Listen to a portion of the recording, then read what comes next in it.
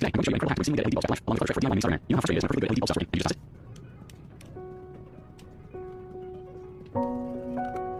I'll switch in a second. And as expected, it doesn't light up. It's completely dead. This is a common issue with LED bulbs, and it's what we're going to test today. But in just a few minutes, I'm going to fix it and create a hand tool you'll never know without. The first step is to clean off the bulb. Just carefully open this plastic casing. I'm using a utility knife to store one base with plastic metal. You need to be precise here to avoid damaging internal components. Once I sort it thoroughly, the plastic cartridge is popping off, revealing the LED circuit inside. This is where all the magic happens. Now, for our DIY test tool, I'm going to take care of front tweezers. I'll have this securely for a little bit, making sure to cover all the plastic except for the tips. This insulates tweezers, making it safe to handle while also providing firm grip. This device will help us pinpoint the exact faulty LED without needing contact with it. If LED is looked at, it creates a circuit. By checking the terminals of the LED, I can keep the circuit and running LEDs momentarily out. We are all connected back to power. I'm now going to use modified tweezers to carefully touch each individual LED on the circuit board. This tells me exactly which LED is causing the problem. There it is. I'm going to use the blue circle so I know which one to remove. Now that I've identified faulty LED, I'm carefully installing bulb holder. Using my utility knife, I'm going to check the circle off and remove the marked LED. It's important to be precise here to avoid damaging the surrounding components. Your goal is to create a clean surface with LED today. Preparing for the next step of the repair process. To create our DIY starter man, I'm taking standard A battery and carefully removing the metal casing using air pliers. This reveals the plastic shell underneath. We comment and let me know which of your options is where we can connect the shaft all over the world.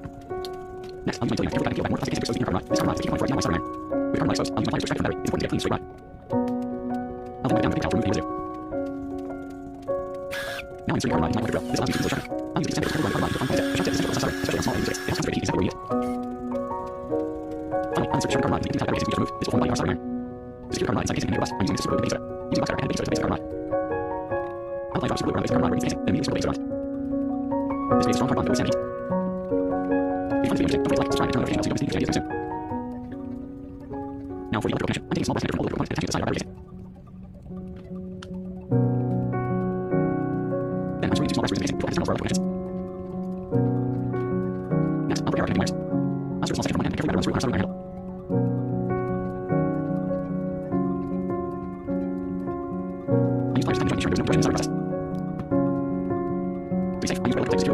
I use pliers to tighten the joint, ensuring there's no torsion inside the process. To be safe, I use rail clips to secure the wires to the battery case.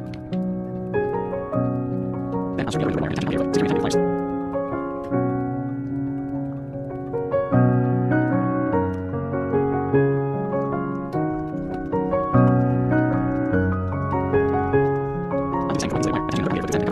pliers. This allows us to create a rapid source for starter jobs, perfect for small electronic repairs when conventional starter iron is available.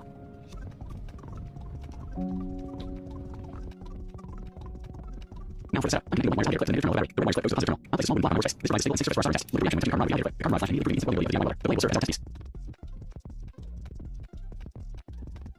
I use the blue highlighter flip and connect to the starter. As I walk the carbon tip in contact with the starter, you can see a key operating the starter starts to melt smoke. This confirmed our homemade starter iron working perfectly, ready for repair. From the starter, I started it to the blade of the utility knife. Here's the result of our test. The utility knife blade now is in the starter spot, showing how effective our DIY tool is. The carbon tip provided enough heat to melt the starter beautifully. Now, let's apply this technique to our LED bulb. Back to our faulty LED bulb. I'm connecting to this blue plug adapter. This plug will be held from the light bulb. Now, using our DIY starter man, I'm going to carefully apply a small amount of starter to the area where we remove the red LED. I'm short circuiting the LED, allowing current to flow to the opening LEDs. This essentially creates a bypass, completing the circuit once again.